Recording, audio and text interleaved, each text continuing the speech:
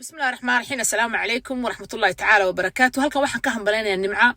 Mukhtaar Cumar oo ah gabadha yarada yarada Fariida heed soo sheegtay tuugiina teerxaday ee joogtay magaalada Hargeysa. waxaan leeyahay soo barbaar insha Allah taala waxaan doonayaa shacabka reer Soomaaliland ay ku dhexnooshahay iyo wax walba sheekadan damaqday ay taabatay inantaan wala la abaan mariya waayo waxay samaysay wax wallahi qof weyn ku fakareen yaani maskaxda ku jirtay si u soo sheegtay sa loo soo qabtay runtii markii loo soo afjaray